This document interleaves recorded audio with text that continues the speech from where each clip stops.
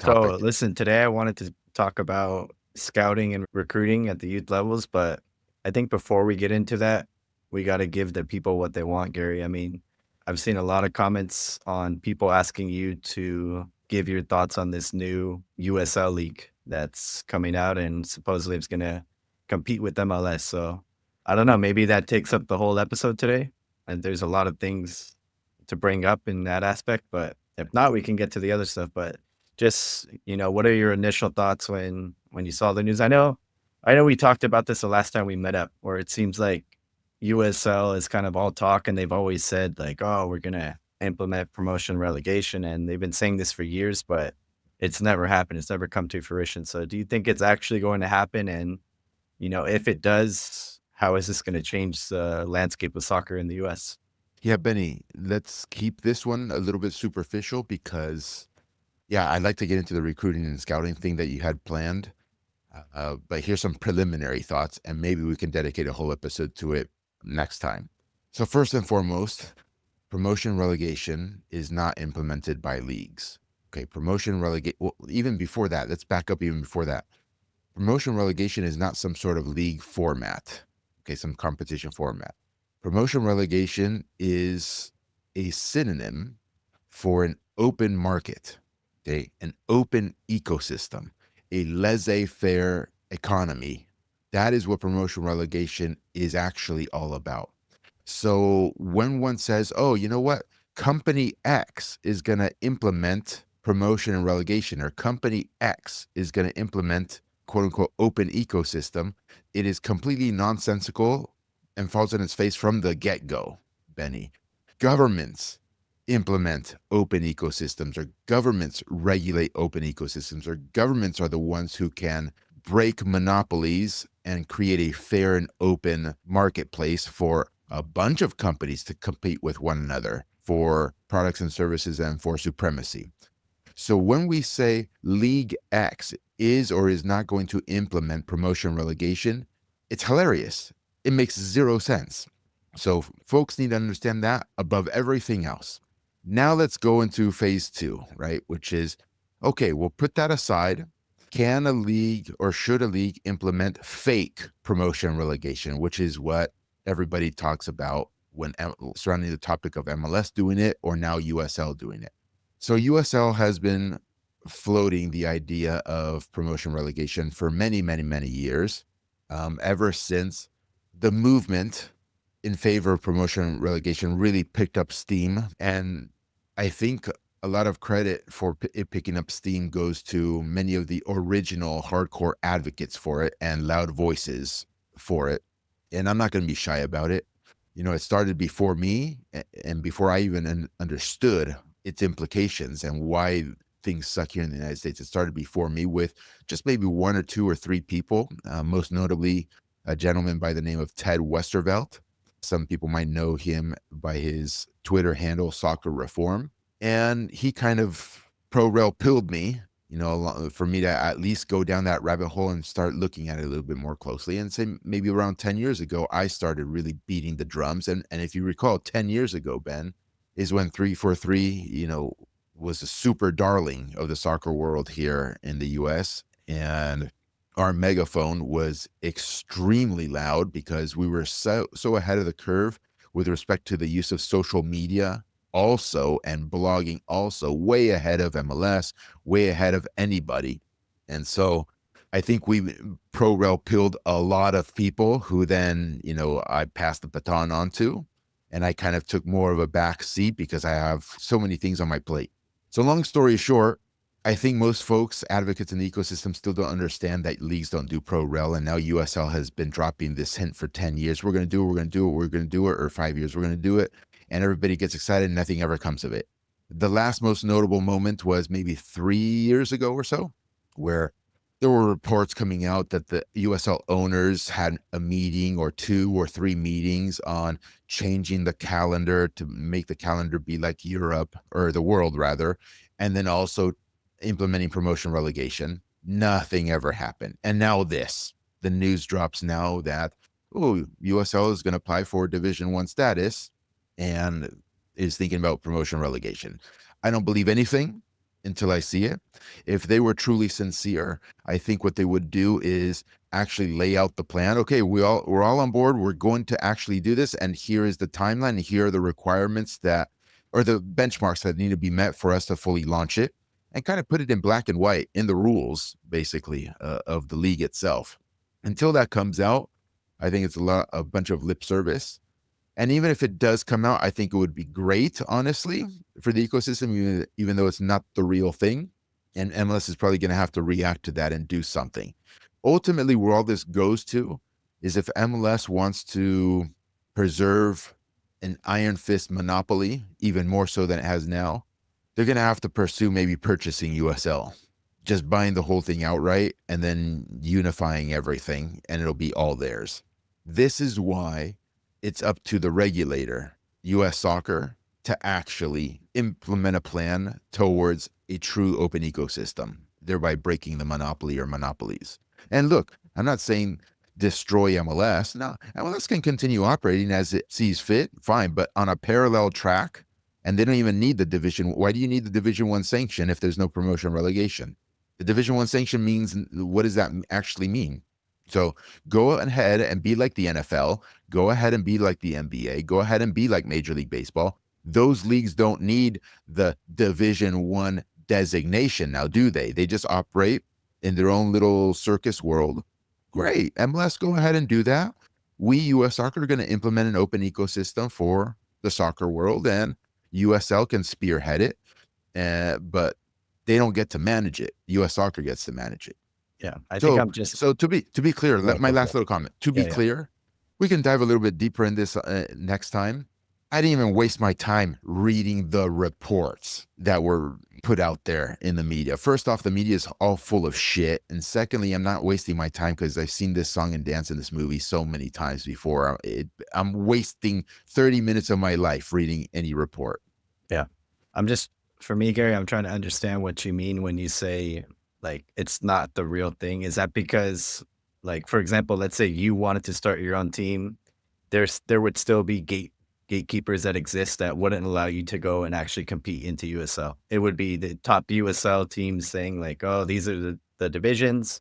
Nobody else can come in unless you get our approval. Is that what you're saying? Yeah, good question, Ben. So let's look at what an open ecosystem actually means. It means I'd be able to start a club whenever I want, wherever I want, however I want, but at the lowest levels. Okay, whatever the lowest level happens to be. And then earn my way up and down the pyramid, with purely my capabilities, my team's capabilities, my business capabilities, my investor capabilities, so on and so forth. Well, if a league implements it, let's say like USL, we'll have to see what rules they implement. And as soon as they start implementing rules, then you're restricting competition, as I just described. For example, there's always been these rules about territory rights, because again, these are franchises. And to preserve a franchise's value, they ascribe a territorial monopoly to the different franchises that they allow to exist in USL. So if I wanted to start one here in Orange County, for instance, which is where I live, the gatekeeper will probably say, no, you can't do that because Orange County Soccer Club operates in your territory. So you can't start a USL club, even if it's in the 4th division or 5th division or the 27th division. You can't start one because Orange Soccer Club already has a USL territory there in Orange County. So that's not an open market, Ben. That's not an open ecosystem. That is not true promotion relegation. Yeah.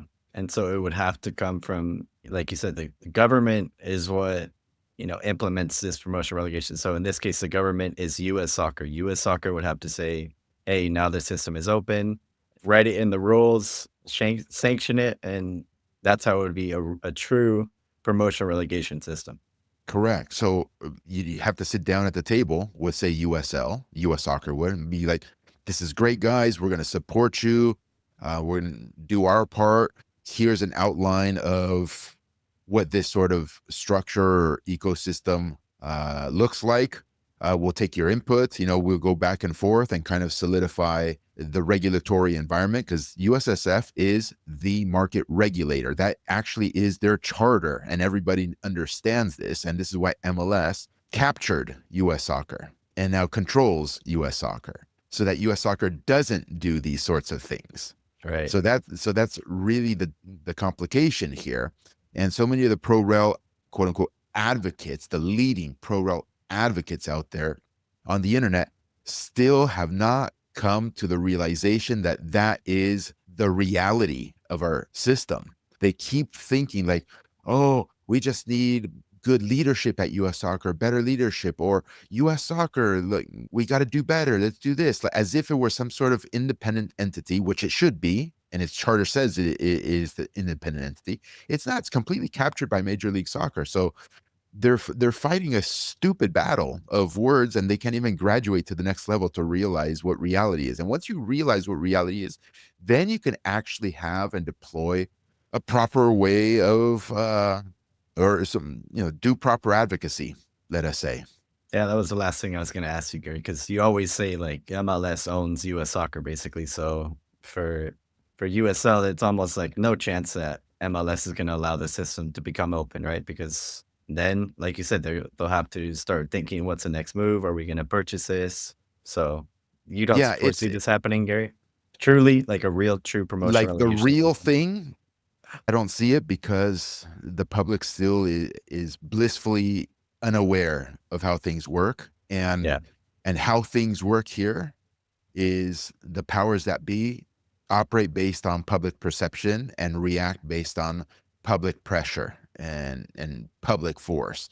And so long as the public is still ignorant of these sorts of things, then US soccer feels absolutely no pressure whatsoever to do what it is that they're chartered to do. yeah. No, a majority of the public can be like, "Oh, look, they did implement promotion relegation," and at the end of the day, it's actually they're getting kind of fooled because it's really not the true thing, but, they're keeping the public perception happy, and that's all they need.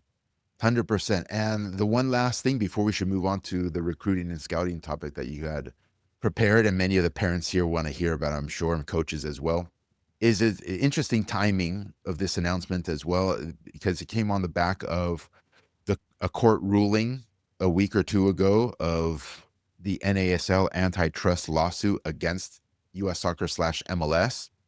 So NASL, the former Division Two league that folded, close to 10 years ago at this point, they started an antitrust lawsuit claiming that MLS and US soccer are in cahoots and collude one another to destroy them, and benefit MLS and also benefit USL, because USL had apparently agreed to be, the bootlicker of Major League Soccer and US soccer. So the court ruled against NASL. Apparently, NASL was not able to, in the court's opinion, prove of that collusion. I'm not surprised. I kind of predicted this would happen the whole way through. And yeah, that's a whole other rabbit hole, Benny, It surrounding the justice system and my opinions of the justice system and how it operates. But it anyway, probably the judge was a huge Seattle Sounders fan. he loved Jordan He's Morris like, so much that he's "Yeah, like, yeah. "Nah, we can't allow this." Yeah, yeah, yeah. There's no chance you're getting after my boy." Bro, yeah. So, anyways, the timing is interesting because since NASL was a ruling against them, pro rel advocates or open ecosystem advocates and people who don't really like Major League Soccer obviously are not happy about that ruling, and so now it kind of makes sense if USL wanted to inject its hat in the ring. Now, I think it might be more difficult from a public perception standpoint for US soccer to also kind of slap USL and say, nah, you don't get to do what you want to do. You Yeah. know what I mean? So it's a public perception play. All right. Well, it sounds like we might have to have a whole episode on this topic because there's a lot more rabbit holes that we can go down, and maybe people can even interject their comments and what any other questions that they might have. But and Gary, in terms of recruiting and scouting, I think it's no secret, and we mentioned this before, right? The amount of time and effort that Brian put into on the weekends, even after coaching his own games, spending hours and hours on the field, looking for the next potential player, even, showing up to Sunday leagues or Mexican leagues or whatever it was. So, in terms of when you want to go and recruit a new player for the team, number one, we could start here. What's the biggest thing that that Brian looked for or that you would look for in terms of recruiting a player to your team? You know, is it strictly soccer ability, or is there also that mental side of the game that comes into the equation when you're scouting this player? I think there's levels, yeah. And the first level, okay, if I'm going to decompose it, right, Benny, because the fact of the matter is, the reality is, just like in any discipline, the longer you do it with serious obsession, serious dedication, serious focus, the better and better you become at it, Ben. So I think it got to the point, or it's gotten to the point where you quote unquote just see it. You know what I mean? So we're not like there sitting down and then kind of analyzing and breaking down, oh, look at this guy's technique and tactical and physical and psychological. And we go through a whole like checklist, and we do that for a whole bunch of players, and then we kind of objectively come to a conclusion, and that's our target. No, man. We go to a field, or we might be just walking by a field as we go to a game or something else, and just observing as we're walking. And then something catches our eye, and our brain already has the pattern recognition.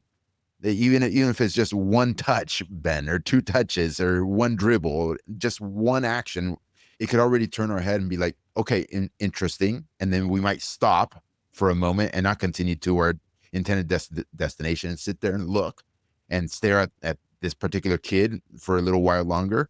And then maybe just 3 or 5 more actions or 5 more touches. And we're like, okay, oh, almost already good to go. Right. The thing that's important to note is judging the player's capabilities relative to your existing team's capabilities. So if you're a mid-level team, let's start with bottom. If you're a low-level team, then at the lowest of the totem pole, then the wealth of talent that would help your team out there, you can just stop at any field and almost everybody will help you out. And you get the idea. If you're mid-level team, then the pool shrinks a little bit, but you still 50% of the players out there would help your team out. The situation with Brian, especially with the famous teams later on in the youth career, is that they were at the top of the country. And so the pool has basically shrunk to almost zero at that point. And so you really have to be something special for you to catch our attention. And the specialness is easy to identify. But then if there's more than one or two special ones, then you maybe want to dig a little bit deeper, because you can't recruit 5 kids, right, to your already super stacked team. And so maybe it's a pool of 5, and then you start looking at those 5 players over the course of weeks and months, and then maybe dissect more and more and more and more, right? And so I think that's what you're asking for, Ben. Yeah. Yeah, Gary. And you mentioned the pattern recognition. Like, that's so true. And if you have consistently watched soccer at a high level for 10, 15, 20 years, you're exactly right, Gary, in that you can kind of just see it. It's hard to like explain or describe what it is, but like you see the players that just have it, right? And for example, even on my high school team, there's a young player, I won't mention her name, right? Mexican American background, played in, Sunday leagues growing up. And to the untrained eye, Gary, I've heard a lot of comments from other parents like, this player is a ball hog, doesn't know what she's doing, like technique. But for the players and parents that have actually, been in the game for a long periods of time and have watched high level soccer, they come up to me after the game and it's like, wow, this player is special. This player has that it factor, so you really have to have that kind of trained eye. And it doesn't happen overnight. I mean, you have to spend hours and hours and hours watching the games at the highest level to be able to have this pattern recognition. So, especially for newer coaches, that's why, watching the game is so important, because then you can start to dissect, okay, I see Tony Cruz. I see this fool in the way that he moves his body and his stroke and his techniques. And even though a kid at 12 years old might not have the exact same capabilities, you can notice the similarities for sure between the two players. So that's why it's so important watching the game at the highest level. Yeah, totally, Ben. And so, pulling on that thread a little bit more, as you can imagine, once in a while I copy you on emails when I'm responding to some emails. You can imagine I get videos sent to me from, parents maybe advocating for the kid, or scouts advocating for their potential target, and they're saying, hey, Gary, take a look at this player. You should do something with them, either bring him to your teams or, from the agency side, maybe you should look at him. This should be a pro or this is a pro. Can you help further their career or something? You can easily see who doesn't have it also from the Right. pattern recognition. So the opposite. And it's also instant. You can just see them with one or two or three touches, and you immediately can bucket them with 99.9% accuracy. I'm not going to say you're right 100% of the time, just because, I'm trained in the sciences and that's something you don't want to say. But 99.9% of the time, you can immediately bucket them pretty accurately. And most of the stuff that I get sent, this player's a baller, incredible. After 10 seconds of the video, it's over. Like, no chance. Yeah, No yeah. chance whatsoever. No, Gary, so many players get overhyped these days. And like, even in these videos that people send you, maybe like the first clip is them hitting like a banger from 30 yards out. And then the rest of the clips is like, you know, them shooting but missing or not even getting close to that one-off goal that they might have had. So I feel like the overhype for a lot of players is you're so right, Gary. It's like, okay, this kid did it once. He can do it consistently every single game, you know, no matter what team he's playing or what pressure he's facing. So the overhype is real in a lot of players. In terms Yeah. of, all right, go Yeah. ahead, Gary. Go ahead. No, and even so, with this particular thing, I'm going to say I have to be a little bit cautious, but I'll say it anyway.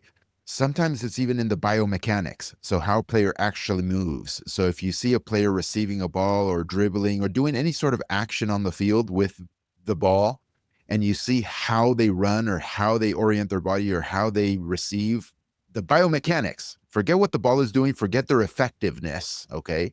You can immediately say, nope, no chance. They run funny. I can't describe what that means of running Yeah. funny, but you just don't run like a legit top quality player runs or Yeah. Yeah. moves. It's just not true. And I'm not talking about the speed of the running or any such thing. It's just the fluidity, the biomechanics of it all. It's broken. Like, Yeah. maybe I don't play golf, but maybe folks can look at a golf swing and they're like, no, that's all wrong. It's no, your ceiling is here, and unless you somehow magically correct the way you swing, it's over for you. The same thing in football. Yeah. No, Gary, there's, credit to this guy because, he's committed, but there's this guy on Instagram, his name or his handle is World Cup Dad. And maybe like 4 years ago, he came out saying like, hey, like, I've never played soccer my whole life. This guy's maybe like 30 or 31. I've never played soccer my whole life. I'm gonna dedicate every single hour of my day to becoming a pro soccer player. And like you see, like in the biomechanics of exactly what you're describing, Gary. Like this will like, credit to him. He's been training his ass off every single day, like 12 hours. And like this guy, like all of a sudden he's like, oh, I just got invited to train like with a pro team in Brazil. And it's like the seventh division or whatever. But and now actually he's like signed to a pro indoor team in the US. But Gary, if you see like his videos, exactly what you're talking about in terms of like the way that he runs, the way that he moves, or even passes the ball, you're like, this guy has no chance, Like his end goal is like, oh, I'm gonna make the World Cup roster of 22. Like, come Benny, on, what man. is going on? Are you being serious? I'm serious, dude. I'm gonna send you the guy after. He's 30 Yeah. years old too. Yeah, dude. World Cup dad. This was Jesus Christ, hilarious, man. dude. But no, even I mean, like, good for him. He has a dream. He's going for it. But you just like you see one video of it, and it's like, dude, you know, good stuff for working so hard, but you're never gonna make it, dude. I'm sorry. Yeah, along the lines of not red flags, but other things that people think are impressive, but actually are not impressive, at least to me or to us, and or to anybody who knows what the fuck they're doing, is they'll either send a resume or they'll verbally say it or in writing, oh, well, this player plays for such and such a team or club, right? They'll Yeah, play the pedigree card.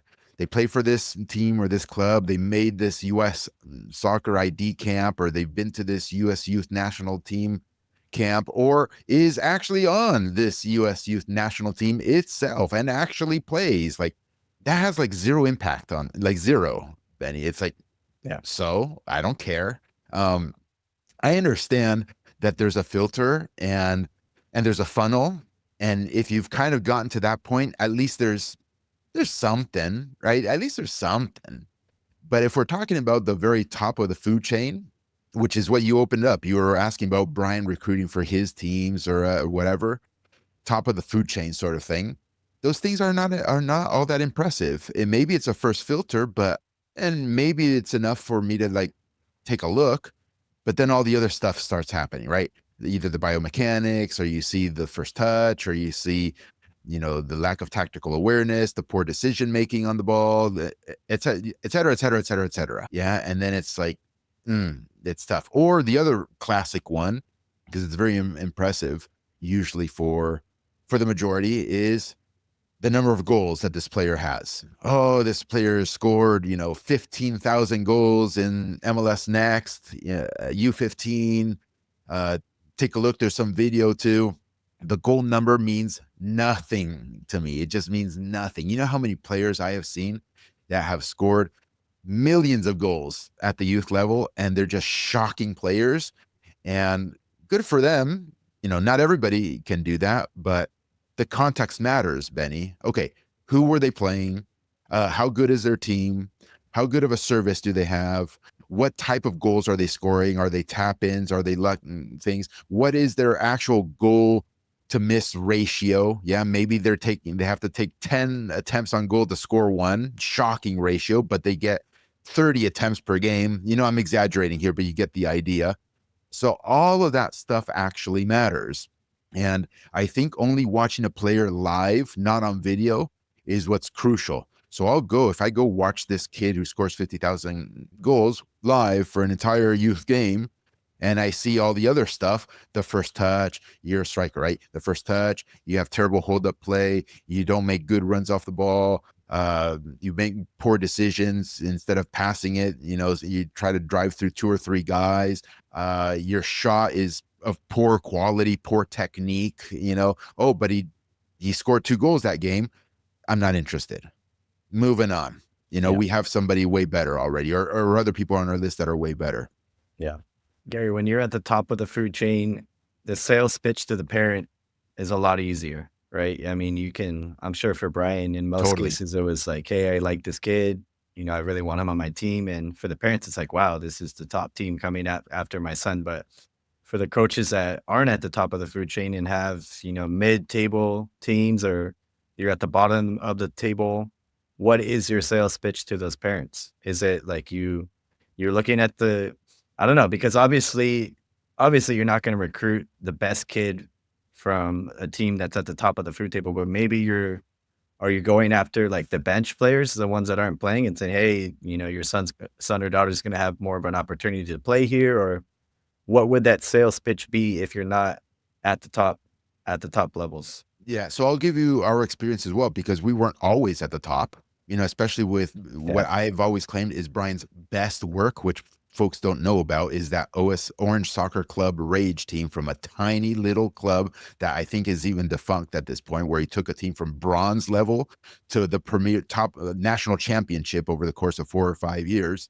That was precisely the situation. So how do you actually recruit? It's not that easy, but you also don't go for the blue chip super phenom cracks who are on the national team either, right? So at every level, you're aiming just for that 1 or 2 or 3 or 5 players that would be basically among the best on your roster at that point. So there's a huge pool to choose from, number one. Number two, it comes down to a sustained courtship over a long period of time until they actually come on board. So you make first contact, you introduce yourself, and at that point, they're probably like, "Go fuck yourself. You're terrible. Your team sucks," or whatever. So you introduce yourself. You maybe form a good rapport with the parents, because remember, they're in your sphere, right? They're in your ecosystem. So you do see these people, on the fields pretty regularly, whether it be during tournaments or whatever. You cross paths all the time, or you go and scout them at their game, even though your team isn't even playing at this field of this tournament,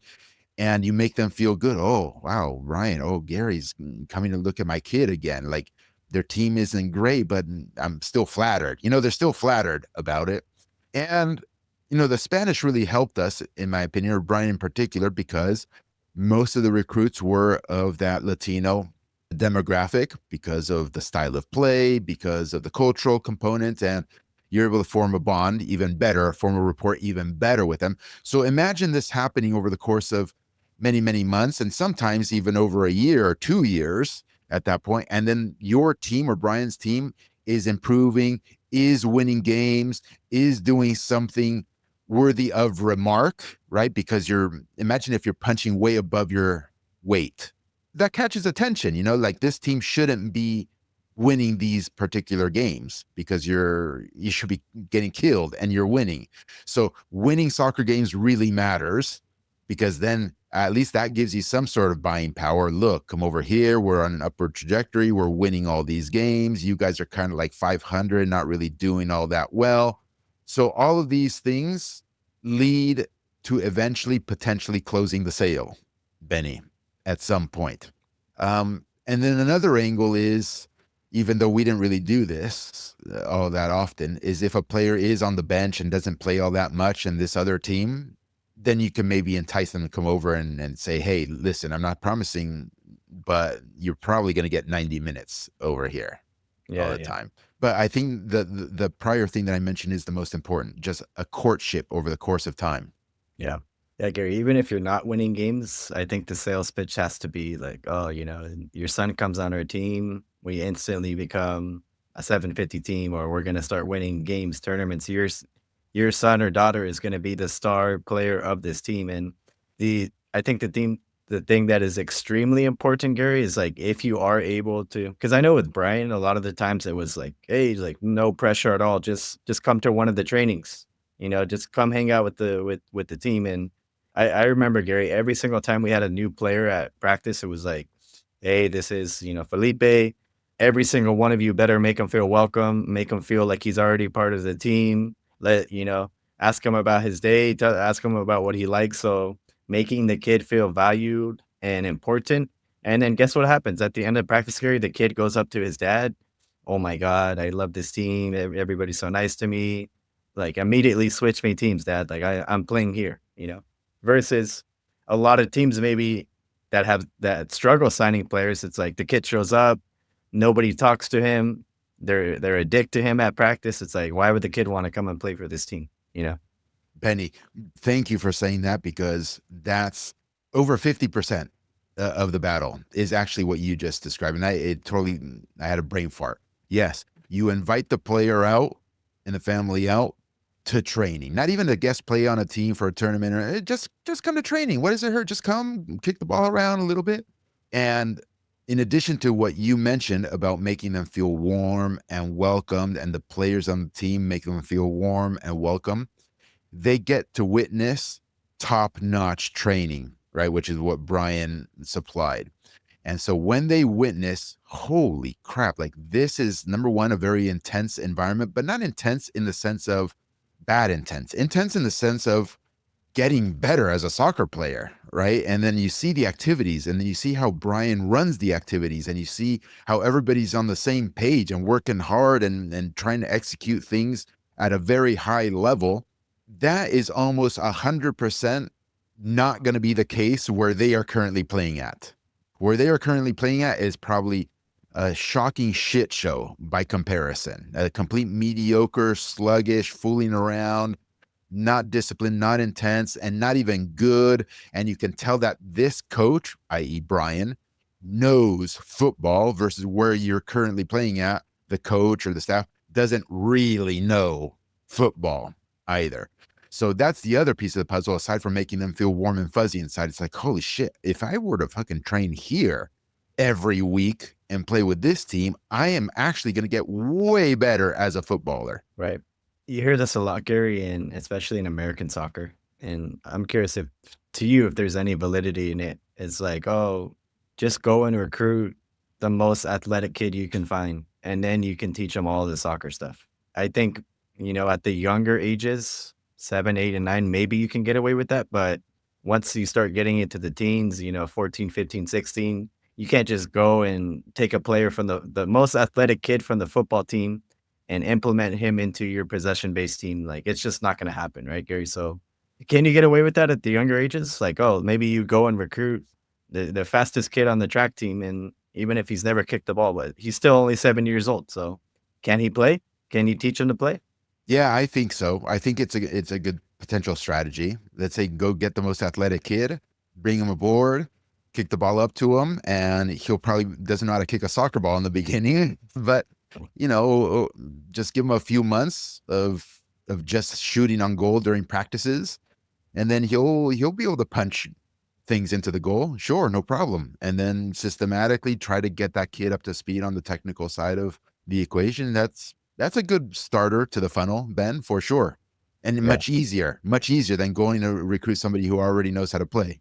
yeah, Yeah, that's true. agreed, man. But and then the other extreme, which is upsetting here, frankly speaking, or frustrating, the mainstream American soccer demo doesn't understand is that once you're talking about 16 years old, 17 years old, 15 years old, and folks here go crazy. They even start talking about 23-year-olds, like, oh, he's still young. He can maybe, he's give it time or whatever for a pro. Once you get to those older ages, if your technique for the most part now has ossified and like you've capped it, Benny, like a player's technical skill, the sky's not the limit anymore. Because up until you were age 16, your biomechanics, the way you receive, the way you pass, the way you deliver, all those sorts of things have been set in stone for a good amount, right? And you're not gonna re-engineer that so that the ceiling of that player now all of a sudden, oh, okay, now he's on course to be Xavi Hernandez or Sergio Busquets, or like that ain't happening, guys. You're capped at this point. So recruiting the athletes at age 15, 16, 18 years of age, and then teaching them is not going to work out for you. Yeah, there's a certain point where it's just, game over. I mean, okay, there's a clip. Some people argue LeBron is like the most athletic athlete on the planet. If you've seen a clip of LeBron kicking a soccer ball, it's fucking hilarious. Yeah, and you just know that even if LeBron were to spend the next 10 to 15 years working on just simply soccer technique, he's never gonna get to the level of a high level professional athlete. Have you Yeah, seen well, that video, Gary, of yeah. like the Lakers team playing soccer? It's fucking hilarious, dude. No, I haven't, but I can imagine because I've seen so many adults already who Yeah. really haven't played or barely even touched soccer ball, try to do something with a soccer ball. They look retarded, Benny. They can't terrible. You would say, "Oh man, I feel bad. Like you're not an athlete." You would say that is not an athlete the way that they move Yeah. and try to Yeah. kick a ball. Like, do you remember there's another football player famously maybe 10, 15 years ago, Chad Ochocinco. I don't know, Yeah, yeah. right? It's like, oh, I'm going to go play. And there was like a PR stunt where he went to Sporting Kansas City. They invited him out to Sporting Kansas City to like train with the team or something like it. Fucking the most shocking thing on earth. But he Yeah, was yeah. one of the fastest humans alive. You know what I mean? But you can't do dick. It doesn't. Your No, yeah, speed, yeah. your speed means nothing. Yeah, they signed Usain Bolt too to like a second division in England or something. It's fucking shocking, dude. That's hilarious. Yeah. So that is actually the illustrative point of, once a kid is 16 years old, 17 years old, they could be a good soccer player, a great soccer player, but your technical capability, the ceiling has now been established. Like what your ceiling is. Can you get better? Yeah, you can, and you will get better, but you have a ceiling now that is much lower than if they have had all the biomechanics correct by the age of 15 or 16. Yeah. I think, Gary, another important thing, like on a different subject, I think a lot of coaches only go to scout players from like club teams. Like they'll go to different tournaments, they'll go to, the club leagues, but I think there's so much hidden talent in Mexican Sunday leagues or like even in rec or signature programs, you know, kids playing pickup at the park. There's so many different areas where you can recruit players from. And at that point, the sales pitch becomes a lot easier because if you were to go to a signature team and the kid or the parent has no experience of club soccer and what it's all about, you can easily say, "Hey, look, your son has so much potential. Let's get him into this environment. It might be a little bit more expensive, but there's ways that we can work around it, and let's get him in." So, I think if coaches only are focusing on recruiting from club teams, they're missing out on a lot of potential players. Agreed, Benny, agreed. And I think we're very fortunate to be in Southern California because there is such a huge pool of players that are outside of the system of the competitive club environment to go ahead and do that. But you're right. And so many times Brian actually recruited for his earlier teams from levels beneath his current team because there's diamonds all around at team levels, competition levels below his current level. So you weren't always looking at your level or above your level to get players that would end up being the best player on your team. So that's brilliant. And that's easier to recruit too. It's like, hey, Yeah. come to our team. We're playing whatever the league structure is nowadays, right? We're playing in the mid-tier competition, but you're playing at the lowest or lower tier competition. Come up here and you're going to have a better platform than you currently have. And it's a diamond in the rough. 100%, Benny. That's a really good point. The other point that I like to start us off on, unless you had something else, is soccer is very unique in the sense that unlike single player sports like golf or tennis or fighting, or even low number sports like basketball, 5 versus 5, or even very um, X's and O's driven sports like American football or like baseball, even because baseball is like a lot of single player action versus team action. It's pitcher versus hitter, right? Hitter hits the ball, it's the guy who has to make the play on the field, right? So it's very individually or amenable to statistics capture. You see what I'm saying? To identify who the good players are, who the medium players are, who the bad players are. It's easy in those sports. It's clear, it's objective.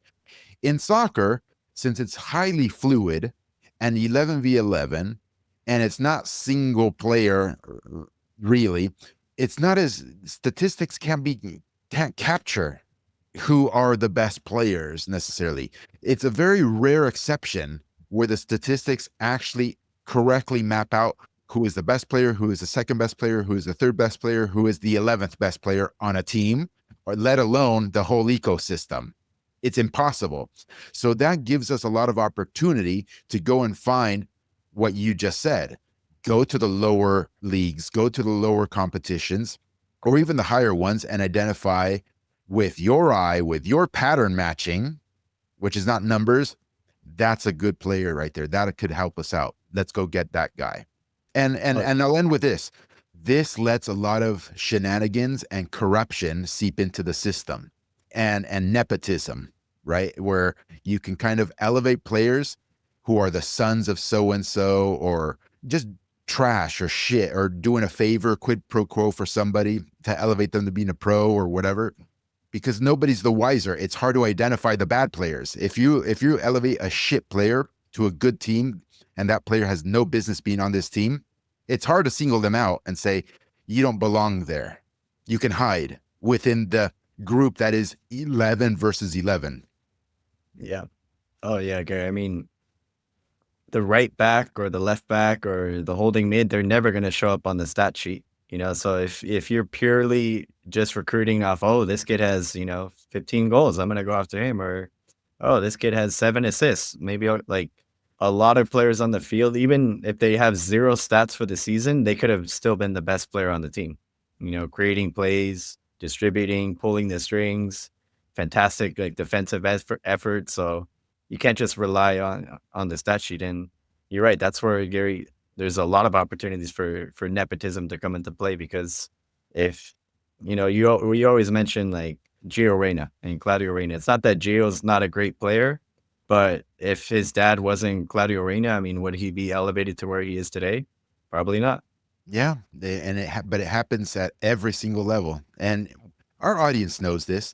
they see it. People aren't dumb, right? They might not understand the extent of it, but how many times do you have the coach's son being the starter, right? And being placed at striker so that they can score goals, have opportunities to score goals. And it's like, wait, what? That like, and don't get me wrong, sometimes the coach's son is the best player on the team.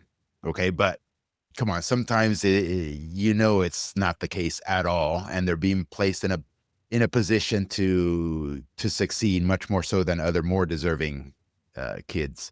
But Right. the pro level is quite disgusting, Ben. There's all kinds of shenanigans that go on, and one someday we will, or I will rather, come out and teach a lot of stuff that's going on at the pro level. Yeah. I mean, I don't personally, Gary, I don't think I could coach my own son's team.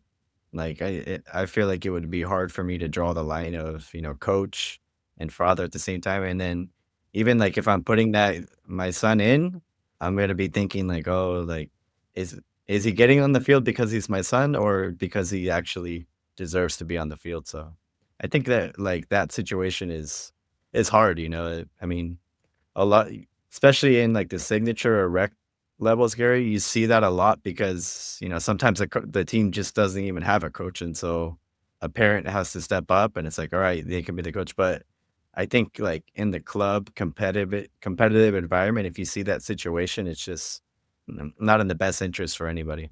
It can be tough. It can be tough for sure. This reminds me of tryouts, Betty. I don't know if you want to talk a little bit about tryouts because I know that happens across the country and there's a lot of views, mostly negative views surrounding tryouts. Maybe you can kick us off in that direction because this is also part of the scouting slash recruiting topic. Right.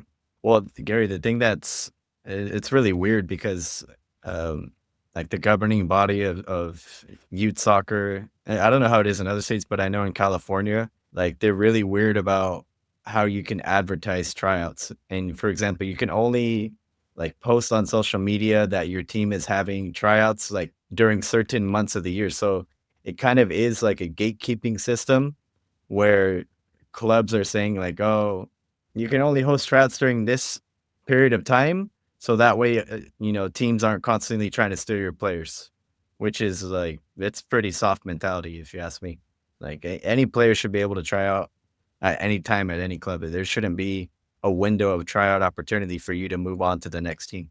So Yeah. did that exist back when Brian was coaching or I think it was more open back then, but there were also obviously windows and roster freeze dates and all that stuff, which that I can get behind, right? That once a player is on your team for a season or something like that, there should be kind of some period of time where it's like, okay, you're kind of locked in. Otherwise, how can you really hold a league competition if players can constantly move from team to team throughout the league season? So I get that. With respect to tryouts, I don't think I don't know that much because first off, I don't think we were big believers in just hosting massive tryouts. Number one, number two, yeah, we just didn't participate in that, Ben. We just like wanted to go out to the fields and spot the player that we liked in an actual game environment, right? Because that's where you actually get to see what's what more than anything. So I don't know about the restrictions that did or didn't exist back in the day. Yeah, I don't know what else to say about it, Ben. About the rules in particular. So you're against the rules?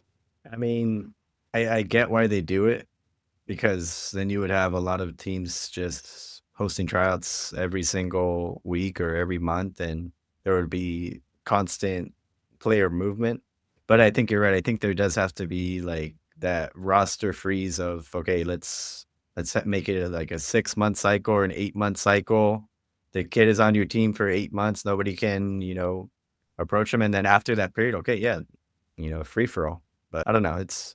It's kind of weird how they do it to me, Gary. It's Like, a delicate balance because at the same time, you want an open system, you want free mobility, you don't want players to be quote unquote slaves, right? Where like I own you, which is a whole other ball of wax at the pro level. These guys are actually are like slaves. It's honestly like a slave trade. You see it even in the verbiage, the buying and selling of players, literally for cash money, right? You're buying and selling humans. Wild stuff, man. Nobody talks about it. Yeah, so you don't want to restrict that at the youth level as much, but you also don't want total chaos. So yeah, I don't have that answer. All I can say with respect to tryouts, I think unfortunately it's been demonized too much from my perspective, where I don't think trials are evil. I think it's a good tool for potentially filtering players into different buckets, A teams, B teams, this club, that club, the other club. And from a player's perspective, it's an opportunity potentially to showcase yourself, whereby in your current situation you might not have the best platform. Let's say you're on one of the losingest teams in a particular league, and it's not a very high league, but you're a good player. In your opinion, you're a very good player, and you should be at a better league or with a better coach or with a better team. How else are you going to get noticed if there are no tryouts? Because Yeah, nobody does what Brian did or we did and go out and actively scout. People aren't really doing that. So you need right. tryouts to actually have a chance. Yeah. The thing that kind of sucks so Gary about tryouts is like, okay, let's say you do have an open tryout and you have, 30 new kids at your session. It's going to be hard for you to run the sessions that you normally do because one, you have 30 players who maybe have never been introduced to the type of stuff you're doing. So what do most coaches do at tryout? Set up a field, you let the kids play for an hour and a half, and then are the parents really seeing how you're running your sessions? Not really, because you're just literally letting them play. So that's why I think it's better to like how you guys used to do it. You invite the kid out to your training session. You say, "Hey, this is the team. This is exactly how we train. We're gonna throw son right into the session, and this is exactly what you're gonna be getting from me." So I think that's the difficult thing about tryouts, Gary. Is I mean, you have so many new players coming out, it's hard for the parents to really evaluate the coach in those moments. Yeah. So you're looking at it from evaluating the coach. I'm looking at it more from the coach's perspective or the club's perspective. It's way too hard to do what Brian and his staff did, which was relentlessly put in countless hours to go out and scout players and pluck out the one or two or five players that you want to come see in your environment. Right? It's a lot easier to not do that and then just invite people. Say, hey, we're hosting an open tryout. Come Yeah. this day at this time. And you get, 10, 20, 30, 50, 100 players to show up.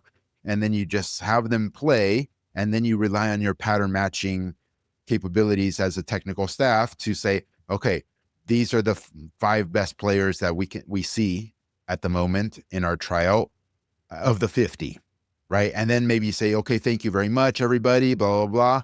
And then those five guys you invite back again, for your actual training environment. And then you make a decision whether you want to try to recruit them or let them go. And the parent gets to decide there as well. Is this a place for us or not a place for us?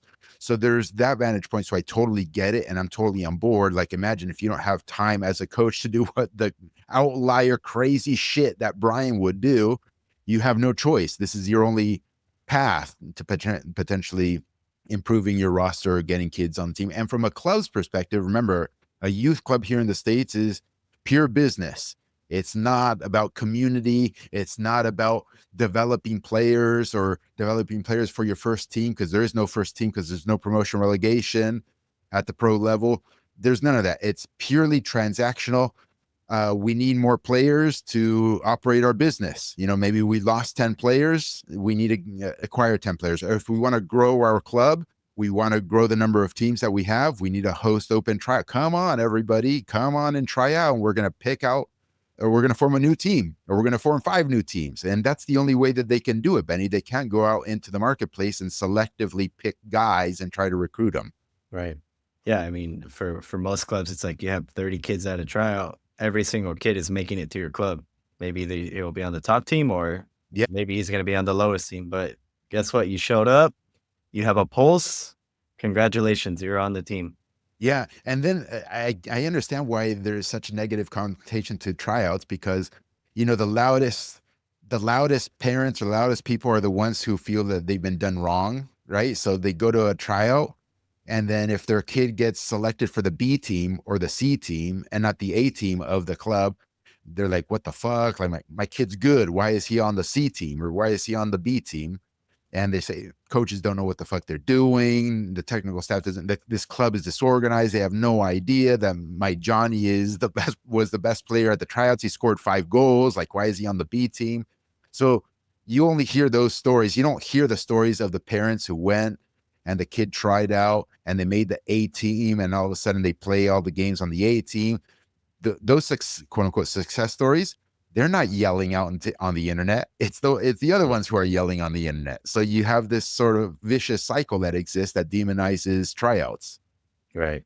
We can end with this, Gary, because I'm curious, but was there ever an instance where, like, Brian or you recognize a kid, you saw the pattern recognition, he had all the right qualities, and then you put him into the team environment and his mentality wasn't there, or he just didn't jive well with the other players? You know, were there cases like that?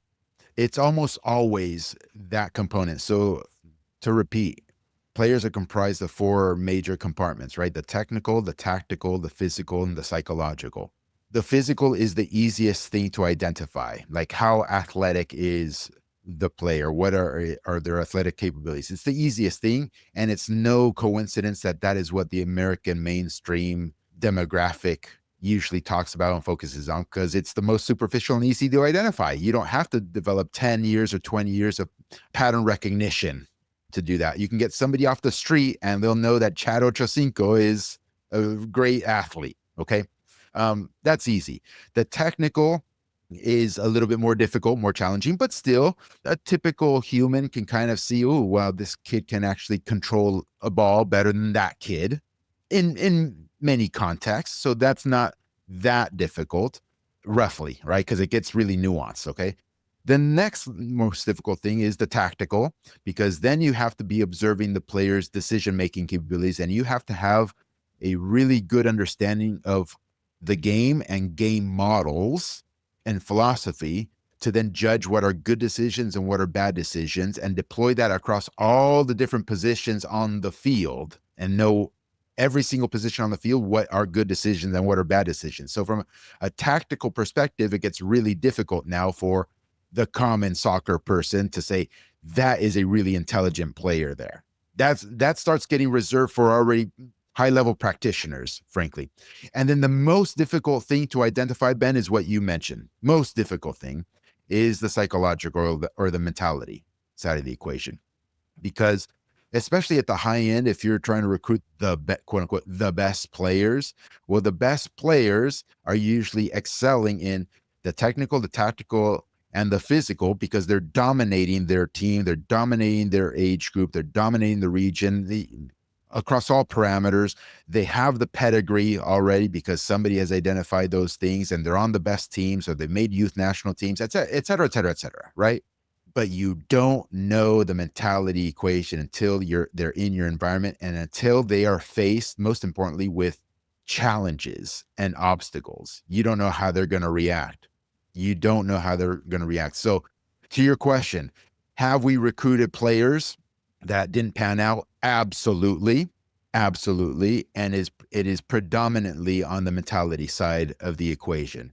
And many times, since we were talking youth at the moment, and even at the pro level, but many times the parent is also part of the issue there of the mentality failure, because it's a family unit, perhaps. And if the kid isn't playing that much, or is not performing that much, or is not performing in the position that they're being asked to play in, then shit happens upstairs, and it's a vicious cycle. Yeah, Gary, it's really funny how the kids are really like mini versions of the parents. It's like if the parent is always coming up to you and thanking you and, you know, never has complaints, you usually find that that kid has a great attitude and is always willing to work hard and practice and is a good teammate. Or you have another parent that's always complaining or talking shit on the sidelines and yelling at the games. You often find that their kids are the ones with the worst mentality as well. So, you know, the parents have a huge imprint on the kids. And They really are kind of like mini versions of the kid. You could tell a lot how a kid's going to be just by talking with their parent. But it's still complex, Ben, because you don't know how they're going to react when there are serious challenges in the Yeah, way. When everything is going fine and honky dory and everything is good, then the mentality's good. The right. mentality's good. Everybody's happy. You want to work hard. You want to show up on time. You're all on board with the culture. Everything's fantastic when things are going good. It's when things aren't going, quote unquote, good, that the true character, that the true psychology, that the true mentality starts creeping out, and you get to observe what it's like. Yeah, wait till the first loss that you have as a team, and you'll see everybody's true colors. For sure. And it escalates from there. What if you lose 2 in a row or 3 in a row? Then it really starts unraveling, and you really start seeing where everybody is actually at. What if you didn't win a game all season, G? Yeah. No, and on an individual front, it's the same thing. Wait until you bench a player, Mm, right? yep. You see maybe a little something, but not the whole story, because they might swallow it, to a certain degree. Wait until you bench them twice in a row or 3 times in a row, and then it starts developing. All right, brother. How does promotion relegation tie into all of this? I know we mentioned it at the start, but Sure. just to wrap it up with, how does promotion relegation tie into recruiting and scouting players for your team? Great. So if there was an open ecosystem, Benny, and we're talking youth here, but we can include the pros too. If there was promotion relegation, then every club and every coach has an incentive to actually go and do the hard work of scouting, like Brian did, the outlier level stuff of scouting and learning how to recruit and be persuasive in your recruiting, and developing your eye for what is a good player, because you can't make mistakes. If you make mistakes, then that's going to cost your team. And with promotion relegation, costing your team means you don't get promoted and you might get relegated. So the incentives are to be good at all of those things, good at developing your eye for what is a good player, good at going out and actually scouting games and trying to identify players that you potentially want to recruit, and then good at actually doing the recruiting.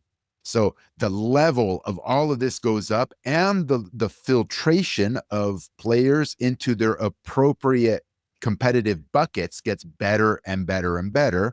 And the nepotism that we described earlier, or things associated with nepotism, like I do you a favor if you do me a favor, let's get this kid on this team because the parent maybe is politically connected or has money or is gonna volunteer on the board of directors of a youth club, they're gonna be the treasurer. All that shit starts going out the window, right? It's not completely, but it'll be reduced 99% here in the American soccer ecosystem. So it's an alignment of incentives towards doing good work on the field, Ben. No more lazy coaches, Gary.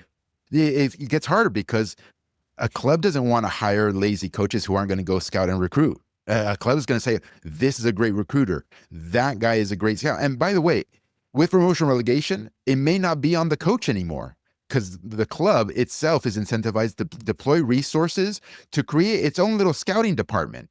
So you, as the coach, Benny, won't have to go out and do all of this work. They need you on the training grounds and training the team and developing the players.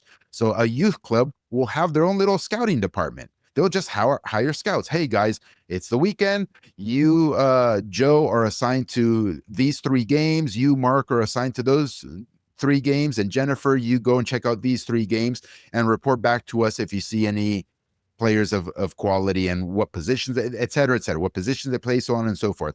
And then you, Michael, man, your hit rate when you actually go after a target to recruit them is like through the roof. You always get our man. So we just identified Josh so-and-so. Go get our man, guy. That's what would be developed if we had promotion relegation, Ben. That sounds kind of nice, Gary. I like that. It's amazing. It develops the entire ecosystem, Ben. It's incredible. Right now, there are no incentives to do any of that. So, what do clubs do? What do coaches do? Open tryouts, everybody. Just come on in, and we'll pick everybody for the most part, because we just want to build teams just because you get to pay us more and we get to grow our club that way. Those are the incentives now, Ben. All right, brother. Good stuff. Okay, dude. I like this one. Good. What's that equation behind your head? I've been trying to stare at it and learn it, but nothing's coming to me. So, Well, just staring at it is the best teacher, Ben. Nobody should tell you what it is. I'll just stand here for the next hour, and by then I should have it. No, By osmosis, for sure, man. yeah. All right, brother. Good Okay. stuff.